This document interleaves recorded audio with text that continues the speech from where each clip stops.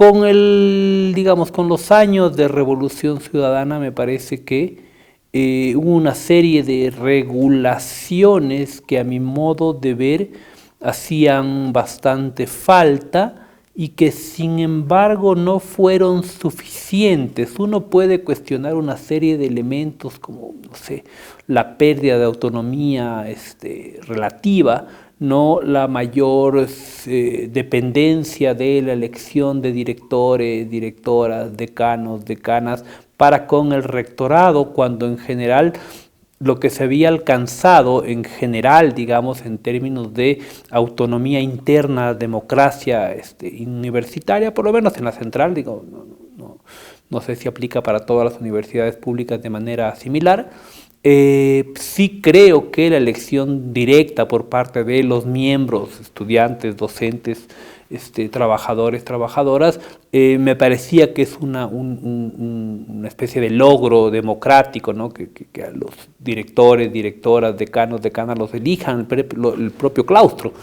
Eso, por ejemplo, en relación con México o Argentina en general me parece que es más avanzado, o era, ¿no? Ya no. Luego, sin embargo, con esos peros en mente, uno puede ver que la LOES más bien trajo para mí por lo menos, una serie de mejoras y reformas que en buena medida nos ponían mínimamente en consonancia con nuestros países vecinos.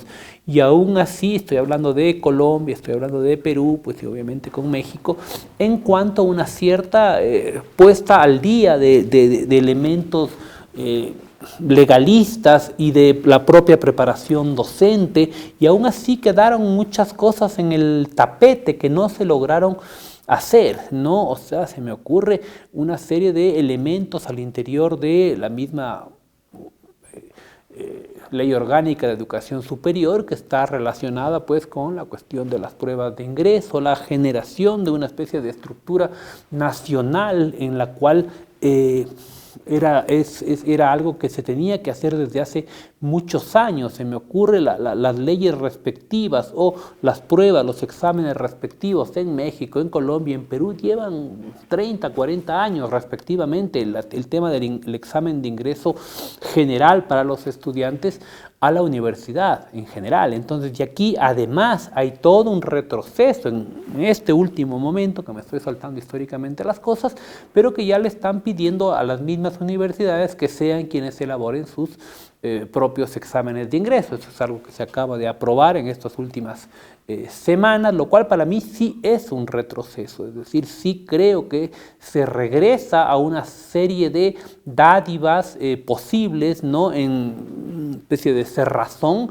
¿no? Y el control que se maneja desde las propias universidades y facultades, me parece que la pérdida de rigor en términos de control del Estado con respecto del acceso a la educación pública es de nuevo volver a la cuestión de los compadrazgos, los palanquismos, las relaciones tú a tú con las personas que puedan tener acceso a las pruebas. En México y en Colombia son casi considerados secretos de Estado, casi se mueven como organismos de inteligencia quienes se encargan de realizar las pruebas, es decir, se mantienen en un total hermetismo. Y acá digo, de alguna manera sí se había logrado esto, y creo que regresar por ahí es otra vez desmarcarnos de lo mínimo que se había avanzado en términos de Colombia, Perú, en relación con más o menos homologarnos, es decir, nuestro retraso en términos de educación pública, digo, en comparación con Colombia y Perú, los más inmediatos, no me estoy metiendo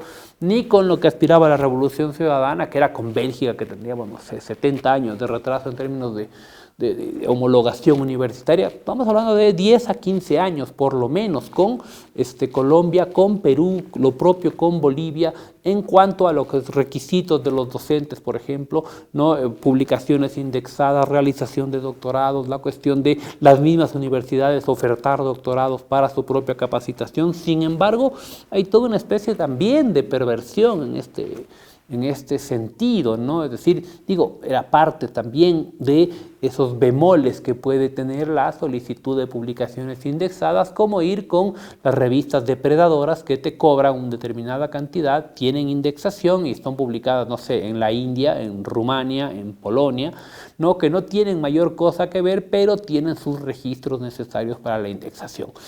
Por otro lado, en cuestiones que no se avanzó y que no eran precisa o exclusivamente cuestiones de la Revolución Ciudadana, sino más bien un tema interno, era la posibilidad de que las y los estudiantes puedan tomar determinadas materias en facultades que no sean la suya.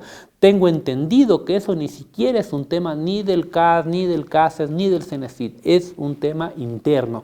Y creo que, por ejemplo, en la cuestión de me parece que el año 2018-2019, que fue el año justo del cierre debido del 2020, en relación con la pandemia, se suponía que ese año, me parece, yo de pronto me equivoco, no era el año de la internacionalización de la universidad, como se le quería denominar así al año 2020. Sin embargo, vino la pandemia y todo eso no ocurrió. Mi pregunta más bien tiene que ver con cómo intentas internacionalizar la universidad si no puedes hacer este mínimo de cruces que son más bien un tema de programas y de plataformas internas, es decir, el estudiante Juanito quisiera tomar una materia de historia del arte pues en la Facultad de Artes, o algo muy básico se me ocurre de procesos agropecuarios, no, para completar y poder llenar su perfil, lo cual se viene haciendo desde hace muchos años en todas las universidades privadas, ¿no?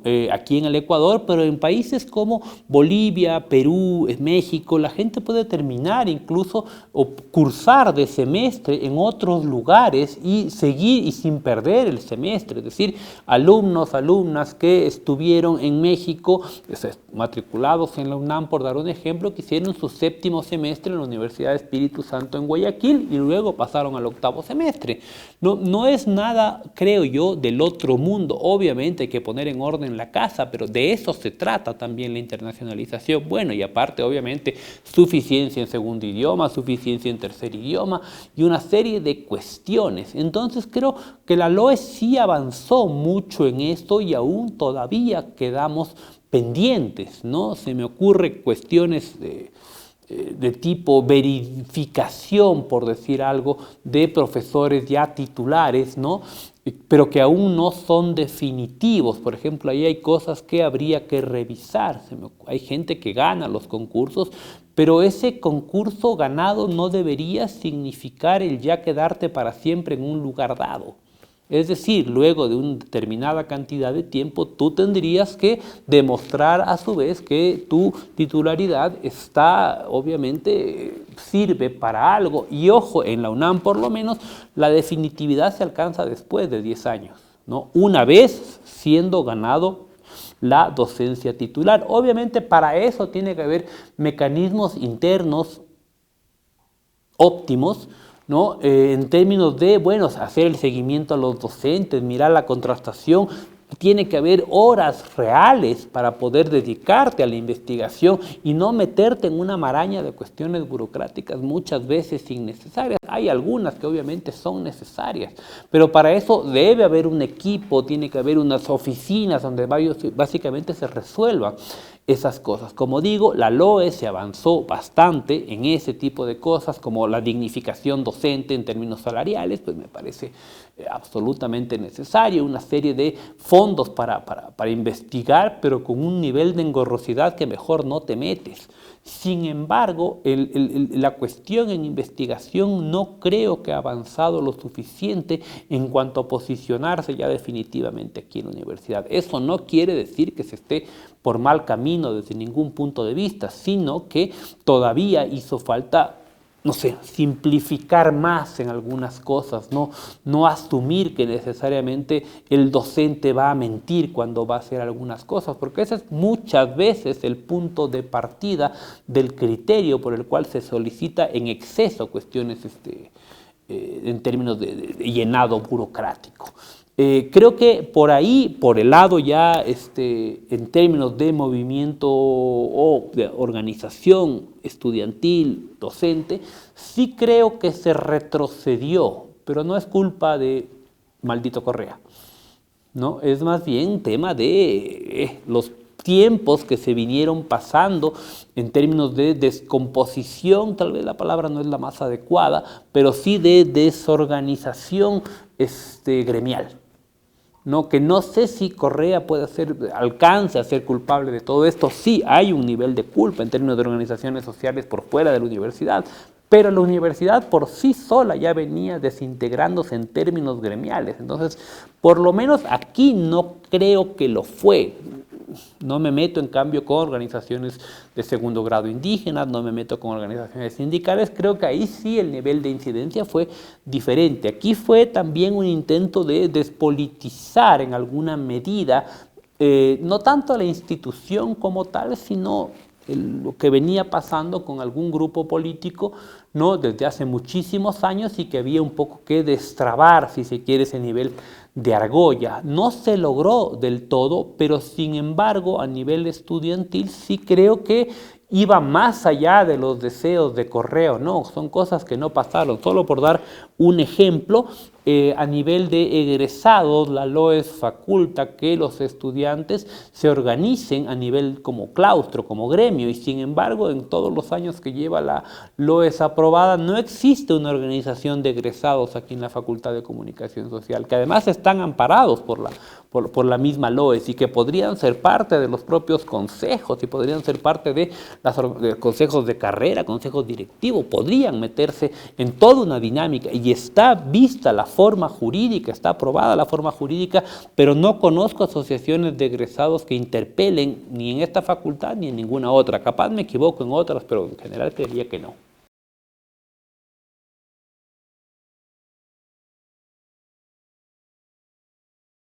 Sí, o sea, claro, el objetivo inicial fue irse en contra de este grupo político, y sin embargo, para sonar así a Obi-Wan Kenobi, ¿no? Se convirtió en aquello que juró destruir, definitivamente, ¿no? Entonces, claro, pero por otro lado, esa misma organización se disolvió por la falta de densidad nociológica, pragmática, de adhesiva, lo que sea. Termina el doctor Samaniego su periodo rectoral y casi que NU termina también desapareciendo, ¿no? Siguió un par de años, unos cuantos coletazos más, pero no fue mucho más allá. Tampoco consiguió lo que buscaba el doctor Samaniego hacer, ¿no? Las razones que fueren, autoritarismo, verticalismo, lo que sea, y al querer formar una nueva organización llamada NU, que estaba ligada aparentemente de forma muy directa con el correísmo y con el rectorado, también fue una especie de Frankenstein, ¿no? Es decir, no generada al fragor de las necesidades de los estudiantes, sino más bien casi que puesta ahí a ojo, y que pues, con algún tipo de impulso eléctrico logró funcionar unos cuantos años. Pero claro, aquí me parece que el problema va un poco más allá del correísmo. El problema es previo al correísmo, y bastante previo. Estamos hablando desde los años 80 probablemente, de la despolitización masiva, que tiene que ver, y eso claro no lo planteo yo en algún lugar, si hablo de que hay una universidad sin actores, ¿no? En este último lapso de 2006-2014, ¿no? Una universidad que camina, que tiene una serie de elementos, pero que básicamente no tiene actores. En cambio, cómo se construye eso, o cómo se llega, mejor dicho, no construye, sino cómo se destruye, más bien eso, claro, ahí creería yo que hay una serie de elementos. El neoliberalismo es el principal, es decir, la desfinanciarización de la universidad, que arranca desde los mismos años 80, donde además el periódico El Comercio y bueno, los periódicos locales pierden, digamos, toda la cuestión de tener a la Universidad Central como una especie de niño mimado de desarrollo del país, digamos. La relación desarrollo, universidad y Estado hasta inicios de los años 80 iban de la mano. El comercio aupaba, bendecía esa relación, pero luego, claro, llegan los malditos plebeyos, por decirlo de alguna manera. Se vuelve clase media baja la universidad en términos generales. El problema ahí es la monopolización de cierto grupo, el votar a todas las otras opciones políticas de en medio por la forma y por las razones que fueran,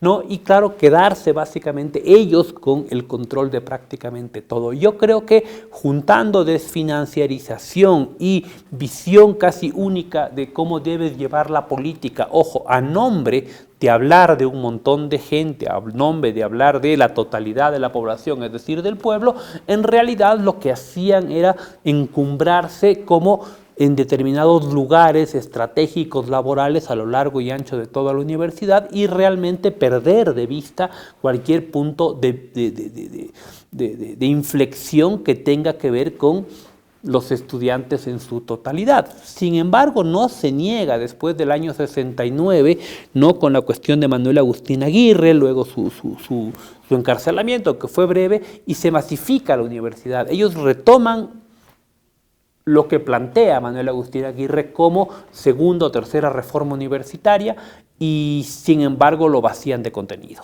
¿no? Es decir, autonomía, libertad de cátedra, libre ingreso, que suenan muy bien, pero sin embargo fueron y son, creo yo, una suerte de significantes vacíos a lo Laclau, ¿no? Es decir, lo llenaron del contenido que les dio la gana a todos estos elementos. Autonomía, ¿para qué? Por eso Correa también se fue contra esa autonomía malentendida. Libertad de cátedra, digamos, contra eso no se fue del todo, pero sí se fue contra el libre ingreso, porque en realidad, digamos, era más, sigue siendo más una, o sea, de hecho también esto, digo, capaz peco de afirmar cosas que de pronto no lo son del todo así, pero para mí esta cuestión de quitar los exámenes de ingreso en la universidad pública o en las universidades en general probablemente hayan sido la razón, digo, tal vez me haya equivocado, por la cual Lazo haya ganado, ¿no? Debido a la cuestión del voto joven, ¿no? Que se mostraba en justamente eliminar la CENESID y eliminar el examen de ingreso en las universidades. Esto fue propuesta de campaña, no se ha cumplido del todo, ya ha pasado más de un año con todo esto. Probablemente ese haya sido el punto de quiebre, digamos, ese 3% que hizo que gane Lazo con respecto de su contendor, probablemente haya sido, digo, capaz me equivoco, ¿no? Haya sido el motivo de la victoria, es decir, ese pequeño puntito de quitar las pruebas de ingreso. Es obviamente una táctica populista, ¿no? En el peor sentido, yo no acostumbro a hablar de populismo en esto, pero si lo retomamos en cambio con lo que este partido en los años 80 en adelante, digamos a los 70 en realidad en adelante, planteó con libre ingreso, claro, era más bien generar una especie de adhesión a crítica de masas.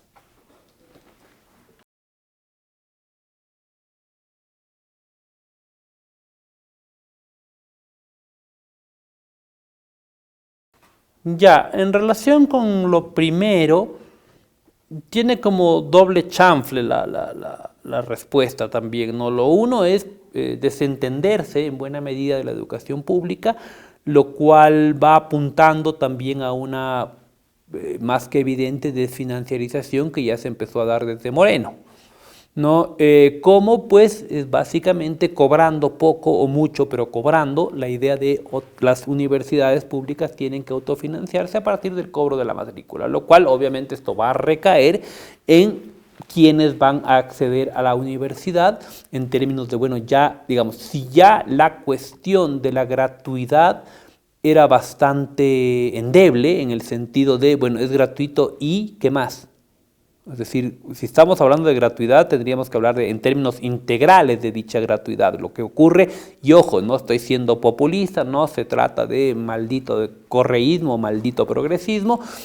Países serios como Alemania y Francia, ¿no? Donde la gratuidad es en serio, tiene que ver con la mantención del estudiante a lo largo de sus años de formación en licenciatura o pregrado, ¿no? Entonces, ¿dónde vives? ¿Qué comes? ¿De dónde sacas los libros? ¿Cómo te lo financias? De eso estoy hablando, no de solamente la gratuidad. Por tanto, claro, la gratuidad en un país en la cual en general, digamos, la educación pública ha sido bastante desdeñada, que se alcance la gratuidad. Ojo, con esto no digo que antes no haya sido barata, por decirlo así, la educación, ¿no? O sea, previo al correísmo incluso, pero claro, en un contexto totalmente desfinanciado. Por tanto, venías a una facultad o una universidad prácticamente en ruinas, a recibir educación, sí, pero con los mínimos o casi ningún implemento, digamos, sobre todo en las carreras más técnicas. No, entonces casi que tenías que hacer como que mímica para hablar de tubos de ensayo, sin la existencia de tubos de ensayo.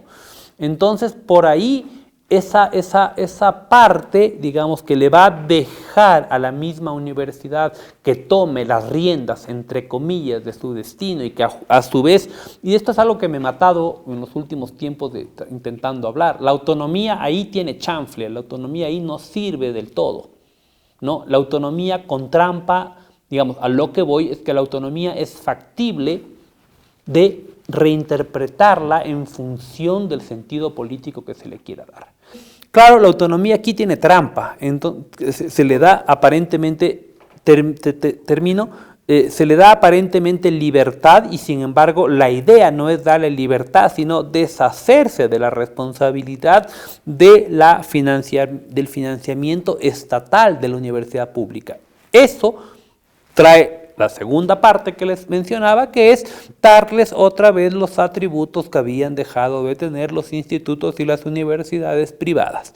Entonces tiene que ver con tirarse para atrás todo el proyecto que hubo en el correísmo, ¿no? Que era generar universidades e institutos mínimamente serios de formación superior, ¿no? Y claro, como siempre hay intereses económicos, no es que crean que las universidades son de agrateche o que la gente toma su trabajo por generar universidades privadas porque son altruistas. No, es un negocio y si no lo ves como un negocio, pues estás perdido. Entonces, ahí hay intereses de gente, no sé si importante, pero con gente con intereses de que se reabran rápidamente las universidades privadas. Por tanto, claro, entran a competir con las universidades públicas y al quitar el examen de ingreso o al removerlo a que sea de libre decisión de las propias universidades, claro, pues haces una universidad que diga cómo se llama tu mamá, cómo se llama tu papá y ya entraste. Lo cual equivale prácticamente a eliminar el examen de ingreso y generar otra vez el ingreso por deseo, ¿no? Claro, entonces se desfinancia la universidad pública y se potencia la apertura de institutos y universidades privadas.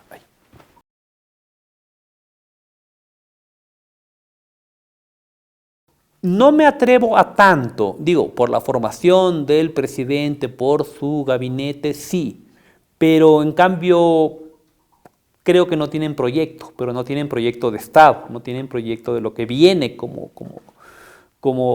de lo que está haciendo como país. Su única defensa es que ya están vacunados.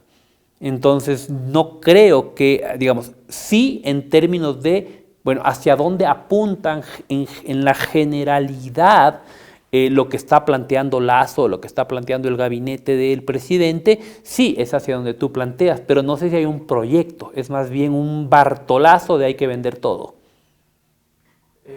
Es como una receta, que ni siquiera te la dio un médico, sino solamente la aplicas porque sabes que...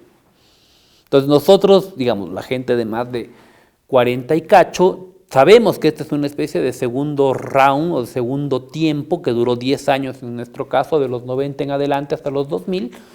No, obviamente los de más de 40 años sabemos esta parte, entonces el neoliberalismo ya sabemos que es una receta, no hay nada nuevo y por tanto, claro, vender empresas como CNT o vender empresas como el Banco del Pacífico, que son empresas rentables y además a un precio inferior, ¿no? Resulta claro que es parte de una receta que no es nueva para nosotros, no es que va a sacar mayores dividendos para el país, no, la idea es vender lo poco de institucionalidad que se había alcanzado. Desmontar el sector público. Y generar otra institucionalidad basada aparentemente en el sector privado, pero no, es más bien una especie de, ¿qué será? Babilonia de cada quien haga lo que pueda. Entonces más bien nos acercamos más a una especie de informalización de los trámites estatales, ¿no? O sea que eso es algo que en los 80 se vio de modo terrible, pues, 90.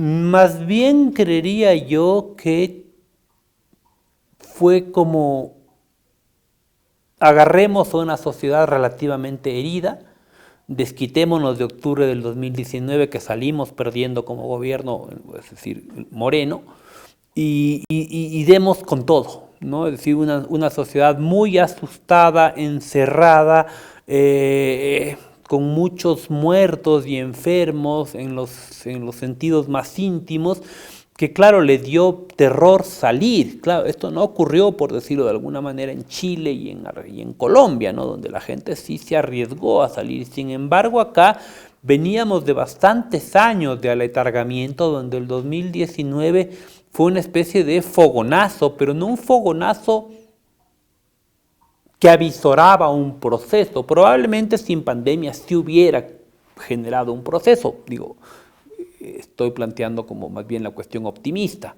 pero no pasó así y claro, lo que se logró en octubre del 2019 se retrocedió, en lugar de, como bien planteas, fortalecer sectores estratégicos como salud y educación, se lo dejó ahí y realmente se retrocedió en términos presupuestarios, se desmanteló, o mejor dicho, se dejó ahí que se destruyen por su propio uso las cuestiones en los hospitales, ¿no? La universidad de alguna manera se mantuvo hibernando, ¿no? Porque prácticamente acá las cosas se cambiaron y se gastaron más por falta de uso que por otra cosa, pero sin embargo, claro, uno podría sacar como se mantuvieron congelados en 2 años, ¿no? En los temas universitarios, en todo lo que tiene que ver con la infraestructura universitaria, lo cual, claro, pues hay que mirarlo más bien como el paso del tiempo que los daña, pero en cambio en los hospitales más bien fue el exceso de uso lo que las terminó de montar y no había un recambio.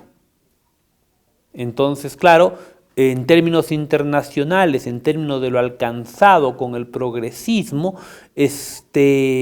aquí más bien fue una especie de terapia de shock, ¿no? Es decir, ¿qué hacer en caso de incendio? Como dice la película, echarle más gasolina.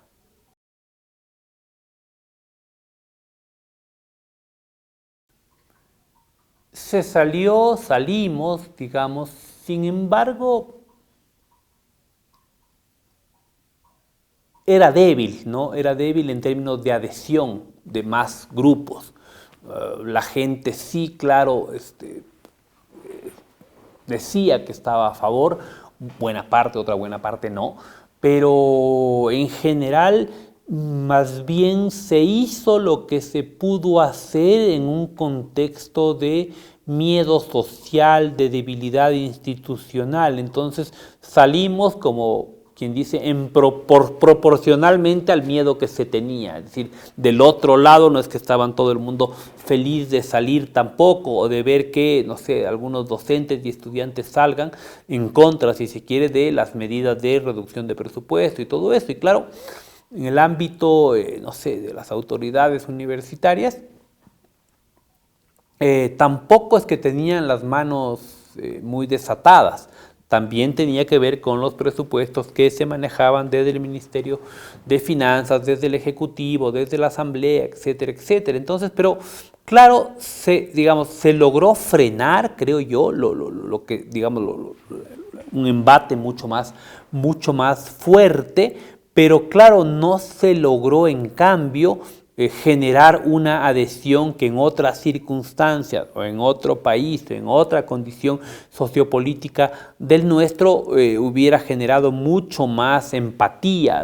Bueno, empatía hubo, lo que no hubo fue gente en la calle, si se quiere, la empatía era mediática, era de redes, pero no hubo, digamos, una especie de adhesión de mayor gente en sentido de salir, pero esto no ocurrió casi ningún sector social tampoco, de los que convocaron a marchas y a paros y a huelgas, ¿no? Entonces también el sector campesino no lo logró, también los sectores organizados de trabajadores tampoco lo lograron. Obvio, había salidas, pero no había una densidad de personas en la calle y claro, más bien esto se lo tomó como debilidad y en efecto lo que ocurrió fue un embate muy duro, ¿no? del morenismo. Digo, todavía Lasso no me parece que que ha soltado todo lo que podía soltar, todo lo que va a soltar, pero también es por lo que planteé hace un rato, no creo que tiene proyecto que no sea vender. O sea, hasta para desestructurar el Estado debes tener un proyecto y acá no lo hay.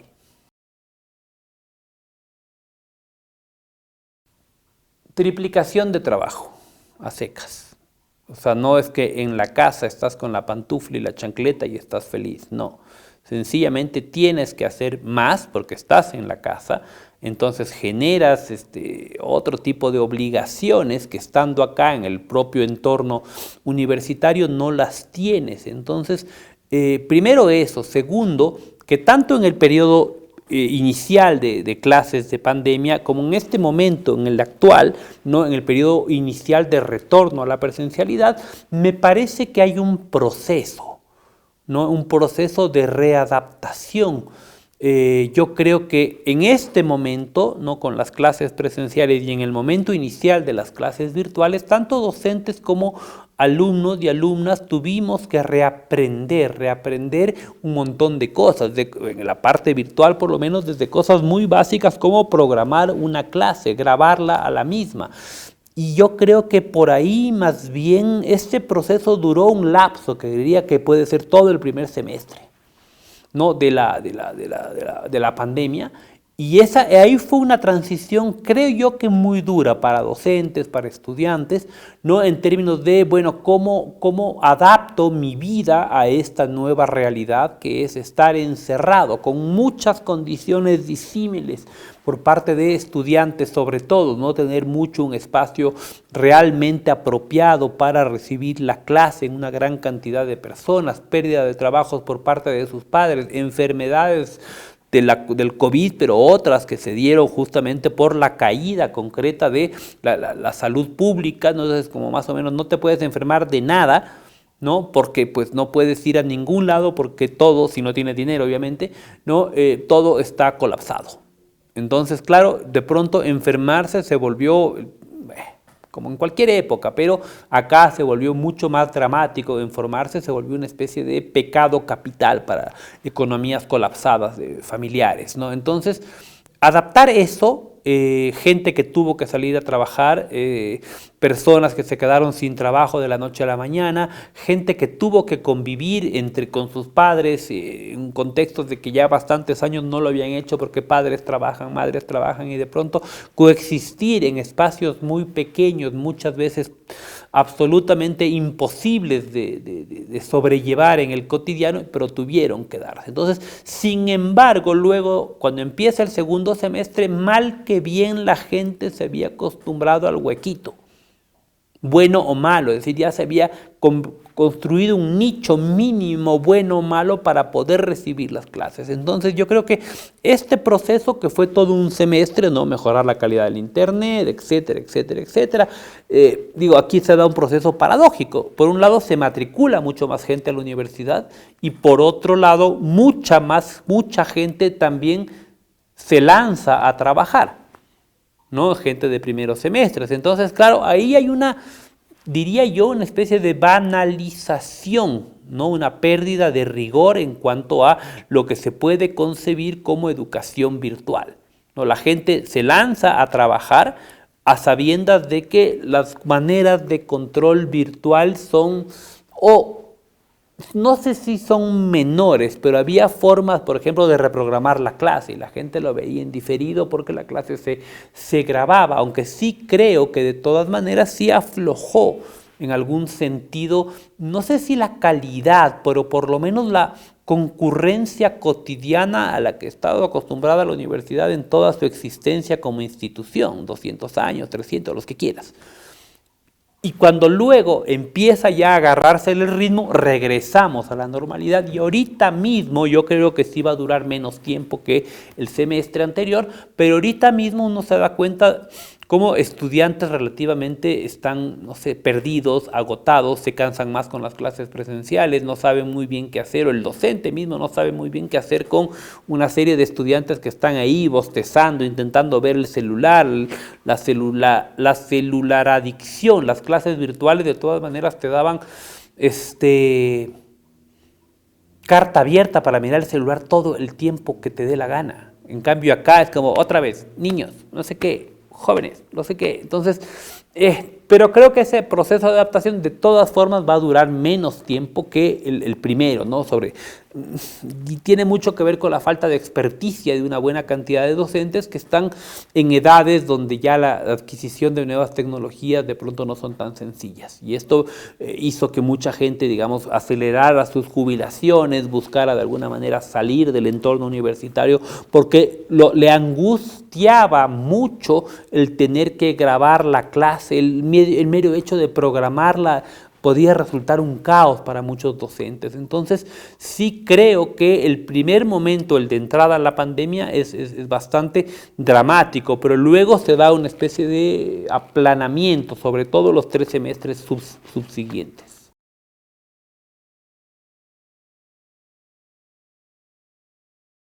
Definitivamente sí, o sea, pero, a ver, como haciendo ítems, ¿no? El primero, claro, sin dudarlo, es un incremento de las condiciones de desigualdad y una exacerbación de las mismas. De alguna forma, la presencialidad en alguna medida homologaba esas diferencias de exclusión o esas diferencias, si se quiere, de desigualdad. Claro, con la cuestión de la pandemia se incrementan más bien las condiciones de desigualdad y brechas sociales, pero a lo que voy es que sí, esa parte obviamente estoy absolutamente, te doy la razón, pero no solamente fue eso, es decir, gente con todas las condiciones del caso, igual bajó sus niveles de aplicación, por ponerlo así. Gente que tenía los cuartos, la conexión, la no necesidad de ir a trabajar ni nada. Y sin embargo, sí hay, creo yo, un descenso en la calidad del aprendizaje. Y no se trata de mal profesor, buen profesor, se trata de pasar de pronto de un formato a otro, y en ese momento hay que dar una transición, y es necesaria la transición. Es decir, no somos la UTPL, las universidades presenciales no son la UTPL, que de todas formas, ojo, tiene un formato,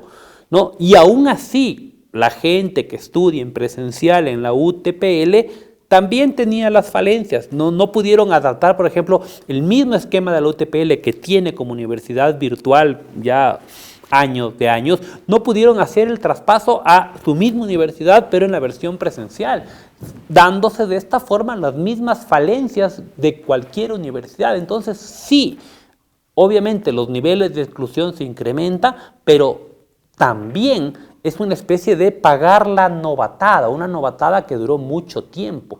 Y por tanto, por otro lado, no tener obviamente no es que esté a favor de eso, ¿no? Pero no tener tampoco el tiempo para hacer una especie de migración a la virtualidad de manera definitiva, ¿no? Que yo creo que hubiera faltado un par de años más. O sea, no puedes construir todo un proceso de enseñanza-aprendizaje en 6 meses, ni tampoco en 2 años. En realidad tenían que dar, no se trataba de que estemos encerrados 5 años, pero para que se dé, digamos, el paso otra vez y que se vea la calidad formativa en virtualidad, yo creo que tenían que haber pasado por lo menos 5 años, donde la gente se foguee a todo nivel, estudiantes con una nueva percepción de lo que significa estudiar y docentes preparados para enfrentar las falencias de la falta de presencialidad. Entonces, esa migración no se dio del todo, y en el segundo año volvimos a la presencialidad con otros nuevos problemas o con otras nuevas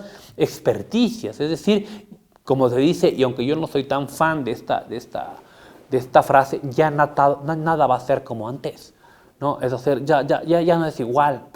No lo sé. O sea, claro, se generaron una serie de funcionalidades en torno al aula virtual, al Teams, al Moodle, no sé qué, de que la gente ya va a tener en la virtualidad sus sílabos y una serie de cosas. Sí, sin embargo, la docencia en general retoma algo para lo cual ha sido buena y ha estado preparándose durante toda su vida, que es dar las clases frente a los estudiantes de manera vívida. Sin embargo, claro, todos nos movimos hacia un lado. No importa cómo, es como cuando la foto sale borrosa, que se movió, ya sea el que toma la foto o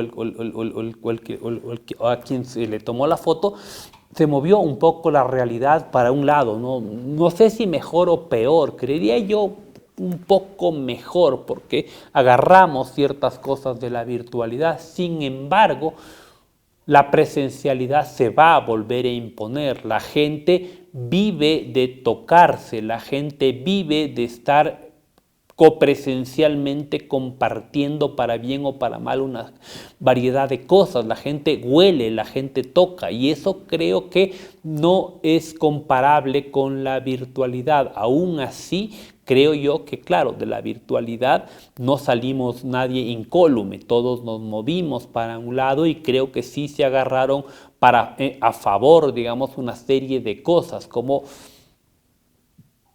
no perder el tiempo devaneando dentro de la clase.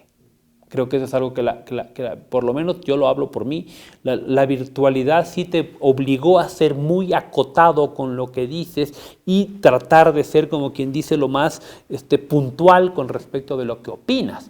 Y en ese sentido, creo yo que hoy por hoy me parece, o por lo menos la percepción que yo tengo en mis clases presenciales, es que los estudiantes esperan que seas lo más puntual y esquemático posible, que lo que es muy poco, por decirlo así, que no devanees tanto, y que las cuestiones se den de forma mucho más práctica en términos de, bueno, qué textos son, qué tengo que hacer, cómo devuelvo esas cosas. Creo que otra vez falta aprender o desaprender o reaprender a relajarnos un poco en las clases. La gente está por ahora pidiendo que seas más esquemático, lo cual yo no estoy necesariamente de acuerdo.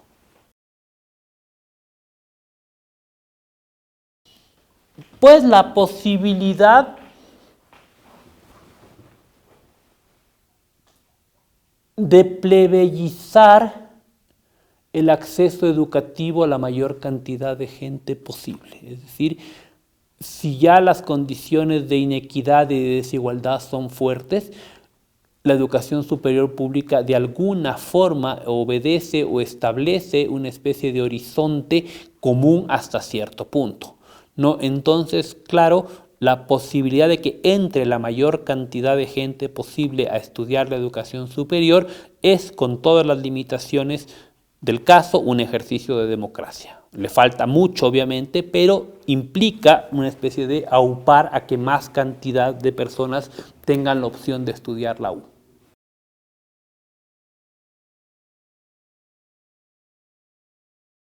Lo que agregaría como 2022, lo que agregaría es un poco la posible pérdida de importancia de la educación superior pública como institución, ¿no? O sea, acordarse de las palabras que dijo el director de CENESID hace muy poco, y ya se acabó esto de la titulitis, ¿no? Ahora sí, digamos, como que de pronto titularse de la universidad no es ya un mecanismo de ascenso social, ¿no? Digo, nunca lo ha sido del todo, pero sin embargo, si no existiera, sería mucho peor aún. Entonces, la cuestión de la pérdida relativa de importancia de la titulación universitaria, de la educación universitaria como forma posible de acceso, de ascenso social, de pronto se viene, digamos, desmoronando hasta cierto punto, que yo creo que con el correísmo alcanzó una especie de máximo esplendor que no había tenido la educación superior pública desde el año 72 al 76, que es un poco lo que hago siempre la comparación. Es decir, con Rodríguez Lara, con Bombita, se generan una serie de facultades aquí en el interior de la universidad y un crecimiento en las áreas técnicas de esta institución que antes nunca se habían tenido, ¿no? Es decir, toda el ala que da a la Gasca y ese mar y esa franja que baja, digamos, hasta casi la no la que sacas al Supermaxi, Ya, Carvajal. Hasta la Carvajal. Son prácticamente edificios que vienen de fines de los 70 y es toda la franja que se creó en términos de facultades nuevas. Y luego de eso, 4 años duró esa dictadura, que además fue en dictadura, ¿no? Y luego viene el periodo correísta. Entonces, claro, en pocos momentos, para antes de eso, en el periodo 48-60 aproximadamente, con ahorita no me acuerdo el nombre, pero no importa, con el rectorado de un gran rector, que además era socialista, y genera, digamos, toda la visión moderna de lo que es la universidad, pero ahí en ese momento la universidad todavía era la niña mimada del sistema. Entonces, claro, casi viene el nombre del rector a mi cabeza. Y eso, claro, de los 60 hacia atrás, claro, en cambio es un periodo distinto, universidad no masiva, preferida de los medios, recién les comentaba en clase que si uno mira los periódicos de esa época, uno observa que se da, no sé qué, la inauguración del primer día de clases en la Facultad de Química y venía el comercio a cubrir eso, se da la graduación de los estudiantes acá, la reina de la Facultad de no sé qué, y todo eso cubría el comercio, ¿no? Entonces, claro, digamos, después del 60, la década del 60 todavía fue virtuosa, ¿no? En términos de ser mimada de las élites de la universidad, pero ya para finales de la década, ¿no? Con la matanza en Guayaquil de los estudiantes bachilleres que intentan ingresar, acá se impone, bueno, no se impone, se declara el libre ingreso y ahí empieza la caída en desgracia que dura hasta ahora, ¿no? Y entonces se genera la migración hacia las universidades privadas de forma paulatina. Entonces, digamos, la universidad durante muy pocos momentos a lo largo de su historia, después de los años 60 para acá, ha tenido, si se quiere, no sé si llamarle periodos de bonanza, pero por lo menos momentos de crecimiento infraestructural, momentos de crecimiento en términos de publicaciones, etcétera, etcétera. Ya, bueno, con Rodríguez Lara, luego con Correa, digamos, se dan esas expansiones de la universidad y que luego otra vez se genera toda esta caída en desgracia, ¿no? Un retroceso. Ahorita, pero la diferencia es que ahorita no hay actor contra quien irse, no puedes culparle a los del partido de siempre. O sea, no hay un chivo expiatorio, la universidad no sale a huelgas, no hace paros. Entonces, ¿cuál es el pretexto para congelarle o para bajar los presupuestos? Ninguno, sencillamente se acabó la gratuidad, chiquitos, hay que empezar a pagar, pero no puedes decir es por culpa de esta gente que no deja salir adelante. No, ahorita no hay pretexto para echarle la culpa a la universidad pública de nada. Sin embargo, va a seguirse reduciendo el presupuesto a la misma.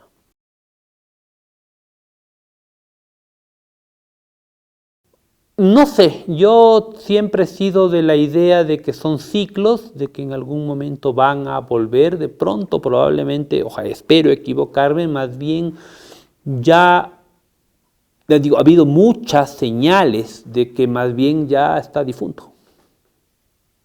¿No? Espero equivocarme, siempre he creído, como en otros países, que los ciclos siempre regresan. La hipótesis que yo tengo y que manejo y que manejé en mi tesis con respecto de acá, es que en general en los países que no existe una fuerte pregnancia de identidad de clase, los movimientos estudiantiles tienden a desaparecer, ¿no? Lo cual, por ejemplo, en Colombia, en Chile, en Argentina no ocurre. Como hay una fuerte identidad y una pregnancia en términos de identificación de clase, los movimientos desaparecen y regresan, desaparecen y vuelven. Lo cual en cambio acá no, una vez que se acaba en los años 80 la identidad y la pregnancia de identificación con clases sociales, claro, el movimiento estudiantil realmente da un paso al costado y empieza una especie de proceso de, no sé, como cuando a los pingüinos los mandan al más viejo a morir a un lugar para que digamos se muera solo, es algo así. Yo creo que acá los movimientos o la movilización estudiantil fue, digamos, sumida en su propio sueño, ¿no? Entonces, probablemente sí, probablemente, digamos que esto pasa en Bolivia, esto pasa en Colombia, al haber tenido un momento de auge muy fuerte en términos estudiantiles, lo mismo en Guatemala, lo mismo en Costa Rica, etcétera, etcétera, y sin embargo uno creería que en los países donde no existe una fuerte pregnancia de identidad clasista, ¿no? Más bien los movimientos estudiantiles tienden a desaparecer luego del boom general que se tuvo hasta inicios de los años 80, salvo en estos países que ya mencioné.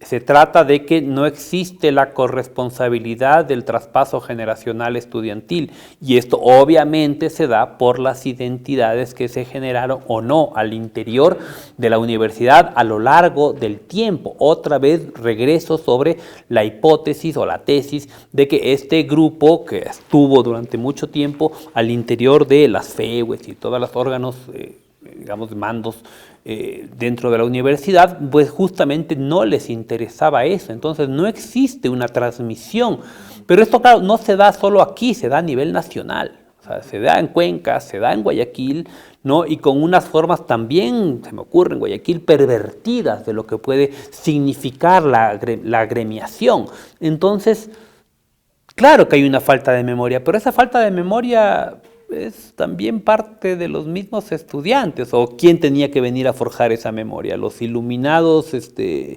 documentalistas, no, pues sencillamente los mismos estudiantes, claro, y te doy la razón no solo por ese lado, también te doy la razón por, ¿qué será? Por el lado de la falta de convicción, ¿no? Y no es solamente estudiantil, sino por en general, existe poca memoria de lo que viene ocurriendo en nuestro país de los últimos 30 años. No tenemos mayor memoria del periodo 72-76 y probablemente haya sido el mejor gobierno del siglo XX, probablemente, digo, estoy casi seguro que sí. No tenemos memoria dura del feriado bancario. ¿No? Existe un par de documentalitos por ahí y así, pero no hay pues esta cuestión de, joder, o sea, marcó una generación entera, una intergeneración, una serie de elementos ahí que no son del todo tomados en cuenta, pero la culpa, si se le puede llamar culpa, ¿de quién es? No es del Estado que no nos permite tener memoria, no, es de la misma gente que no ha reconocido como una necesidad el hecho de tener memoria. Y claro, nos pasan cosas como la reelección de Lasso o la elección de Lasso a secas, habiendo sido un representante del Banco General de la Economía del año 99-2000. Entonces, a lo que voy es que sí, no se trata de saber la historia y estamos condenados a repetirla, sino más bien la posibilidad de una especie de actitud militante, comprometida, activista, por llamarlo de alguna manera, con respecto de la realidad que nos aqueja. Es decir, la memoria es algo que se debe construir, trabajar, y la memoria se milita, literalmente.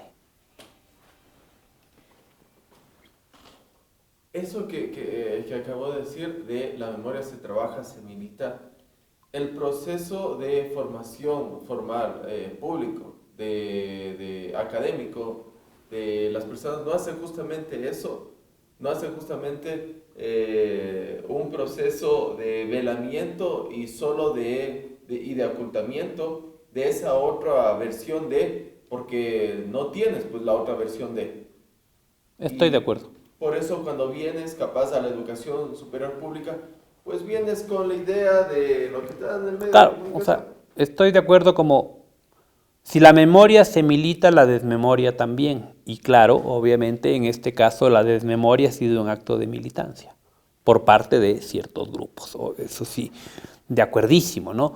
Pero claro, ¿cuál ha sido ahí o cuál fue la responsabilidad o la necesidad de que exista ahí sí una responsabilidad por parte de la U, pública, como institución, no la central?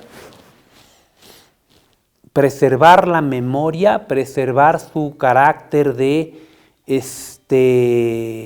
caja de resonancia, Y no se trata, ojo, de echarle toda la carne al asador con respecto de echarle la culpa a determinado grupo. Tienen su grado de culpa alto, diría yo que sobre el 35-40% de muchas cosas. Pero no solo. Entonces, otra vez viene con respecto de los proyectos de ciudadanía que se han tenido aquí en este país a lo largo del siglo XX y XXI, ¿no? Es decir, una ciudadanía o grupos sociales que no han sabido agarrar y alojar la idea de universidad más allá de la mera condición inmediata de ser, no sé, estudiantes o militantes en los 70 y en los 80. La universidad tampoco ha sabido acoger esto, por ejemplo, la idea de preservar memorias, cuales fueran. Ojo, en un sentido no necesariamente antagónico con el establishment, sino en términos de pluralidad de voces. Porque acá la desmemoria, si se milita, estamos asumiendo que es para imponer la idea de una desmemoria, ¿no? Pero la universidad no se trataba de imponer la idea de una memoria, sino de las distintas versiones de memoria que se puede tener. Entonces, claro, sí creo que ahí sí, como, ojo, institución, la universidad sí tiene sus responsabilidades que no se han tomado en cuenta, es decir, la condición de archivo, pero eso, ojo, tampoco hay que perderse, también es parte del Estado, es decir, si de pronto resulta que no hay, digamos, el Archivo General de la Nación, la cuestión del Banco Central en términos de archivos, o sea, hicieron un ejercicio muy fuerte de intento de generar archivo ahí, y sin embargo se fueron desmontando, entonces no existe, ¿no?, esos lugares necesariamente en donde mirar una serie de cuestiones. La misma Casa de la Cultura, que a brincos y a saltos tiene un repositorio interesante de las películas y de los documentales que se han realizado en este país, por dar un ejemplo. Sin embargo, no existe una especie de cultura de la memoria o de las memorias en términos plurales.